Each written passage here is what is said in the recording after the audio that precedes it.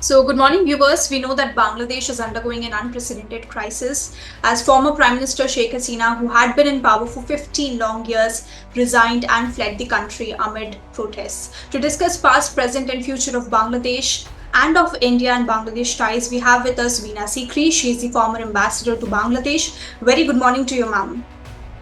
Good morning. How are Uh, you? good. Ma'am, when we look at the social media, very graphic and very violent visuals are coming out of Bangladesh. We do know that now we have a head of the interim government, Mohammed Yunus. How soon do you think that the situation will come under control?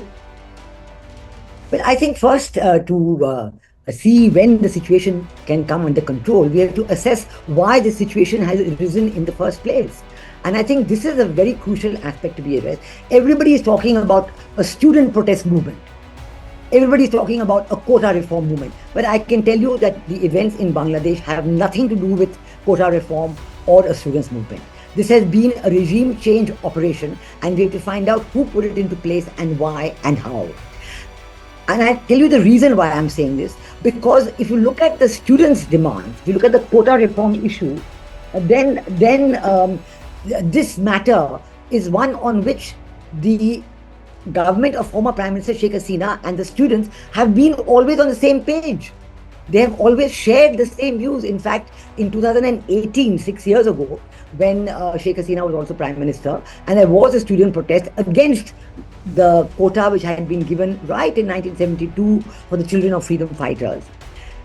So the students in 2018 were protesting against it, and despite the fact that this was an issue which the Awami League in 1972 had brought to the fore and had said that, you know, these are the children of freedom fighters, they need special privileges because they brought freedom to our country. Despite all that historical background, Sheikh Hasina accepted that, all right, you want to change, we'll change, because the bond between Awami League and students have always been very strong. And students were in the forefront of the fight for liberation in 1971.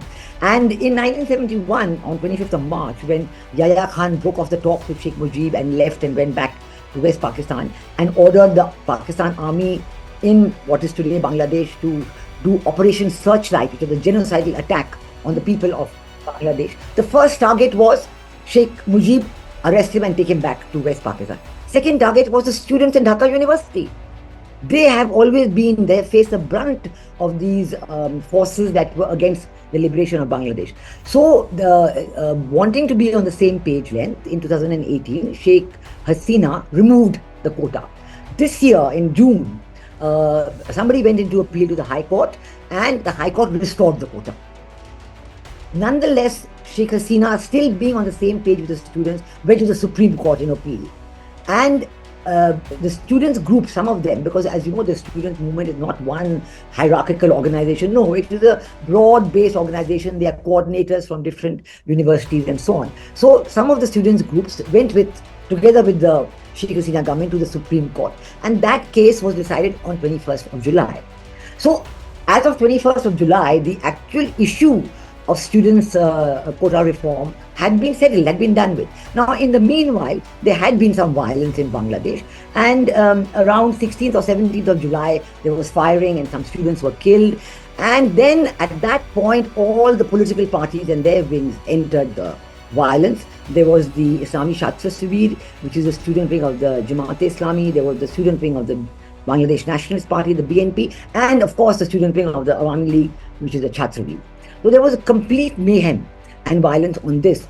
In fact, I want to recall to you that, of course, Sheikh Hasina appealed to the country. She appealed for calm. She said, wait till 21st July. I will do a judicial inquiry into the students' killing and so on. But by the time the protests had been taken over by these elements, these political elements, and even 3 days ago, to show realistic what I'm saying, 3 days ago, the Daily Star Bangladesh, a very well-known newspaper in Bangladesh, they actually published a report. They studied how many people had died in that from 16 July onwards, they came to the conclusion that 204 people had died and 53 of them were students.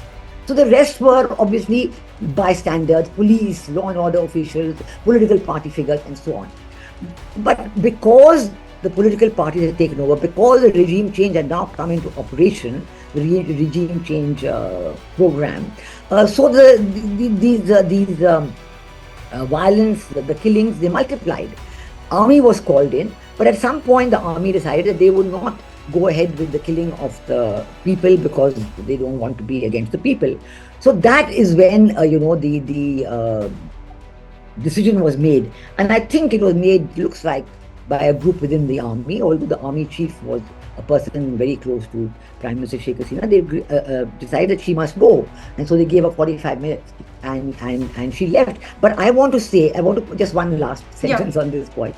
That to illustrate further my point, I want to say that if it was genuinely a students' protest, and if it was genuinely to do with the killing of students, then we would not have seen what we have seen in the last 2 or 3 days in Bangladesh, which is number one, breaking the statues of Sheikh Mujib, who is the father of the Bangladesh nation and very dear to the students' hearts. They all revere him as the father of the nation who gave Bangladesh their independence.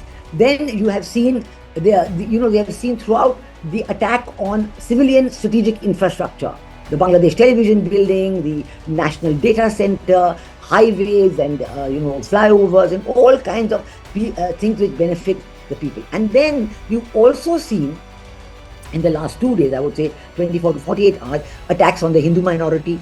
You've seen even today's papers, 20 Awami League people, members, killed in the rural areas. Now, would the students be doing this? Now, this is a kind of a very, very difficult situation that's going on. I would like to ask, my question is to Amnesty International. Where is your talk of human rights? Have you said anything about what's going on in Bangladesh? Have you said anything about the killings, the destruction of infrastructure, the impact on the common man? My question even is to Professor Dr. Muhammad Yunus, because he called the breaking down of the statue as celebrations. Now, are the killing of the Awami League people celebrations? Is the attack on the Hindu minority celebrations? He had a very harsh commentary on Sheikh Hasina. Ma'am, just want to follow up to the previous statement that you made, that it seems like there was an effort of regime change. What do you think? Do you think that it's an internal effort, or do you think that any foreign agents are also included? Because there is a lot of commentary going on that US, China, Pakistan could be behind this. Well, I think, as always, as we have seen in any country in the world, many other countries in the world, two things. Firstly, when it is a pure students' agitation and there is nobody behind the students' agitation, then it just peters out. You have students' agitation, they make their demand, they talk to the government, they get some of the demand, they don't get some of the demand, and eventually they go back and everything is normal. But when the students' agitation is backed by others, then you have chaos and violence all over the world. In Bangladesh, the same thing has happened. Now, obviously, there was somebody backing this, or somebody who wanted to take control of the situation and change or morph the students' agitation into a regime change operation. Now, who would be behind it? I will point to 2 or 3 things. One is, just the previous month, July, Prime Minister Sheikh Hasina went to China. And it was a visit that had been planned long in advance. In fact, President Xi Jinping was in Dhaka in 2016. But again, Prime Minister Sheikh Hasina was the Prime Minister. And since then, there have been very good relations between China and Bangladesh, and a lot of projects, a lot of financial assistance being announced. So now that Sheikh Hasina was planning the return visit, the expectation was that she wanted to have talks with President Xi Jinping. She wanted to talk about financial assistance because she's already gone to the IMF for help for the Bangladesh economy. So she wants to ask China also for help, maybe rescheduling of debts and so on. But the reception she got in China was completely the opposite of what she expected. And she got a very frosty reception, cold, no protocol, no respect, not even a meeting with President Xi Jinping, a very, perfunctory meeting, just exchange of pleasantries and so on. And the talks were left to the Prime Minister, Li Qiang, who is, of course, very much of a bureaucrat type of person there. And the situation was so bad, there was no financial assistance offered, very little, far, far below expectations of former Prime Minister Sheikh Hasina. And then Prime Minister Sheikh Hasina had to leave Beijing. She left. She felt so insulted, she left Beijing a day early. Now, why did this happen? Why did China do this? Obviously, it seems to me that they had sort of washed their hands off Prime Minister Sheikh Hasina and said, now we think that she's not going to be on our side. She went to India before she came here, and she's talking about giving India the Teesta Waters project, so we are off with it. Already in this situation, we know that the Pakistan government has been in very close touch with the Jamaat-e-Islami in Bangladesh. And this has been something for the last 50 years and more. This is not something new. For the last 50 years and more, there have been this very close contact between the Pakistan ISI and the Jamaat-e-Islami. They coordinate, they work together and so on. And there's been this thing going on. So obviously, if you look at what Pakistan was supporting, Jamaat-e-Islami, what China is doing, giving up on Sheikh Hasina, you can put two and two together and see where it comes from. But when you see that now that when Prime Minister Sheikh Hasina decided to resign and leave the country, so now the question is what next? Yeah. There you have the Chief of Army Staff, General Wakar-e-Zaman, who has been appointed by Sheikh Hasina actually, he's a relative of hers. He comes in, takes over and says that, look, I'm in charge, but I'm going to set up an interim government. And while mentioning that, he says that I'm very glad that the chief of the Amir of the Jamaat-e-Islami has come and met me, and we have talked about it. So obviously, when he's setting up the new government, for him, Jamaat-e-Islami is going to play a very big role. But soon you have an indication that no, it is Professor Dr. Mohammed Yunus who is being talked about as the head of the interim government. And that, of course, shows a different angle altogether, because Professor Dr. Mohammed Yunus has been in very close touch with the American government. He's been supported by the Western governments for a very long time, as you know, especially from the time when Secretary of State Hillary Clinton was there.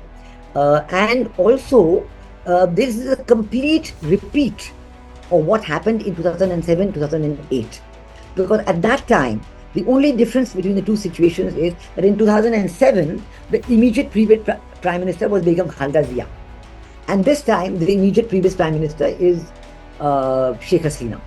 So at that time, it was Begum Khalida Zia who was being replaced, and she had tweaked the caretaker government formation system, and that had been opposed by the Awami League and a lot of people, and there was complete chaos. Very similar to this, there was chaos in Bangladesh at that time. And even now there was chaos. That time it was because of tweaking the caretaker government system, this time it's because of the student quota reform movement. And at that time too, the army took charge. And Mohammed Yunus was brought in as the, as the head, and said that he would even be the next Prime Minister. And Mohammed Yunus tried to make a political party. He wanted to create it, he gave it a name, but it didn't work at all. Nobody supported him. And within 3 months, he said, I'm leaving politics, I'm not going to make any political party. And there was a caretaker government for a couple of years, but then the army had to get back to barracks. It was an army-backed caretaker government. They had been told that if you take political power, you're not going to do UN peacekeeping operations. And so they gave it up, and the army arranged the election. So there's a great similarity. Again, we have Professor Dr. Mohammed Yunus coming in, supported by the Western government. So it seems to be, I cannot say without any detailed information, who is it among these three that I've spoken about, America, Pakistan and China. But certainly I would say that within Bangladesh, perhaps within the army, there is a strong group which wanted this change, and which, maybe backed by the Jamaat-e-Islami. Some inside help, definitely. Ma'am, what do you think about what is the future of Sheikh Hasina? Because we do know that she has sought asylum from UK, but UK has said, as per a report, that there is no provision as such, and she needs to seek asylum from a country where she reaches safe first. So what do you have to say about this? Is she going to stay in India, or is she going to apply to asylum to any other country? Well, I must say first and foremost that her son, Sheikh Hasina's son, Joy, he made a statement yesterday that my mother has not applied for asylum anywhere. She is merely looking at various options of where she would like to stay. And the name of UK came up because former Prime Minister Sheikh Hasina's sister, Rihanna, she lives in UK. I think she's a British national. And in fact, her daughter, Sheikh Rihanna's daughter, is actually a member of the Labour government, and has also been made a junior minister in the Labour government. It is natural that she might have thought of going back to the UK. And I was very surprised at the kind of elaborate statements that the UK government came up with, because there's possibly no formal asylum application at all, as confirmed by the son of former Prime Minister Sheikh Hasina. So if there's no formal application, what is the UK government responding to? That's Yeah. number one. Number two, I'm also very surprised because actually the son of the former Prime Minister Begum Khalda Zia, her son Tariq Rahman, who played a very big role in the government when Begum Khalda Zia was Prime Minister, he had his own office, it was called Hawa Bhavan, and everything, it was known that everything was decided in Hawa Bhavan, you know. So, but then when there was the army-backed caretaker government, there were a lot of cases initiated against Begum Khalda Zia, even against Sheikh Hasina and against, Tariq Rahman. And these cases were followed up when Sheikh Hasina became Prime Minister. And so he has a lot of cases against him and he fled the country. He wanted to go and he went to the UK. So he's living in the UK for the last 15 years and it's never occurred to the UK government to think that he's taking asylum and he's in refuge and we should not have any problem. In fact, they say that he's fully supported by the ISI in the UK. So, it is very strange to see the UK government reacting like that. And also we know that there are many other, former leaders of various governments who also happily live in the UK for a long time. And what happened also is there was news that the USA has also withdrawn its visa for Sheikh Hasina, because on the grounds that it was a diplomatic visa and now she's no longer Prime Minister. So obviously maybe UK and USA are acting in coordination, so they are trying to shut off that route. So at the moment she's in India. If she decides to ask to stay on in India, I'm sure the Indian government will consider it very positively, very favorably, and they will be able to, offer her stay here if she should ask for it. So that is let us wait and see how the situation evolves and what she would like to do and where she would be the safest. Ma'am, my next question is, because we know that under Sheikh Hasina's regime, we had close ties with Bangladesh. What do you think, where do you see the ties between the countries in future? Because the government still needs to come in power. We have an interim setup, but how do you foresee it? Well, I think that as we have always maintained, three things. First of all, India and Bangladesh are very close neighbors. We have a 4,000-kilometer border with Bangladesh, the longest in any country in the world, even with China, Pakistan. All those borders are smaller than the border with Bangladesh. So it is very important for both countries. This is the important in practice, that if there's a 4,000-kilometer border with Bangladesh, it's important for India. And in fact, as a measure of concern about what is happening in Bangladesh, we have declared a curfew along a 200-meter all along the border, so that there should be no untoward situation or people trying to come over into India, because we are very disturbed to learn that actually there seems to be some kind of a police strike in Bangladesh. This is a very strange situation where all the policemen have disappeared. And even the embassies, the foreign embassies in Bangladesh are not being protected by the police anymore. And the army has sent in its people there. So we do know that the Border Guard Bangladesh, BGB, which is the organization safeguarding the border of Bangladesh, they say that their juniors have also disappeared from the border. There is some, I don't know if confirmed or unconfirmed. But there is a report also today which said that army played a mute spectator. Yeah, so they are very worried that what will happen if there's no guarding on the other side. So we are obviously taking a lot of care with that. So, but this is important for India and for Bangladesh. So the Bangladesh people also have a 4,000-kilometer border with India. It's important for them. Second point is that we have, because of our close neighborhood, because of our very important Prime Minister Modi's neighborhood first foreign policy, and we've always wanted to develop the closest possible relations with Bangladesh in every field: economic, people to people, education, culture. We have a shared civilization heritage. So many projects, when Sheikh Hasina was Prime Minister, many projects were accepted, were being implemented, connectivity projects, building of high impact community projects, railway line projects, lots. So Akhora Agartala railway line, friendship pipeline coming from the north of India and Maligarh in Assam, that petroleum product from there, pipeline directly to the north of Bangladesh, which meant that they would save a lot on transport, and they would be able to take their petroleum products from India instead of coming to Chittagong port and all the way up to the north. all this was going on, being implemented, very good. And we're very happy to continue this because all this is for the people of Bangladesh. So yes, you need good relations between the leadership, that is very important. But the ultimate relationship is people to people. It's for the benefit of the people on both sides who have a mutual trust and mutual understanding. And we have evolved these projects on mutual benefit, the benefit to both sides. So we are very happy to continue, with the relationship. And we would look to see that there is a response from the new government whenever it's there. I'm sure we are in touch with with General Wakar-Zaman, who is the head of the interim government, and I'm sure that we are discussing with him all these issues. And when the interim government is formed, we will continue to discuss all these issues. Just last question from my side. There is a lot of commentary about how these protests, which seems to be very, very violent, can spill over to the Seven Sisters of India. How critical the situation is, how India should take it, because it's very close to our borders. Yes, of course. That is why we have declared this 200-meter curfew all along the border to prevent a spillover into the regions of India. And we are very worried. This is our prime concern.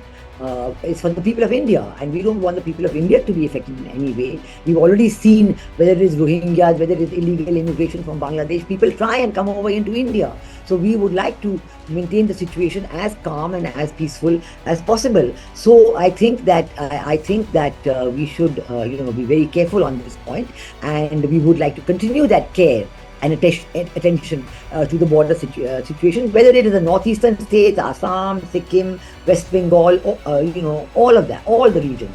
We're very, very concerned about that. Yeah. Thank you so much, ma'am. Thank you for giving your time to us to discuss the Bangladesh. Thank you, ma'am. Thank you. Bye. Bye-bye.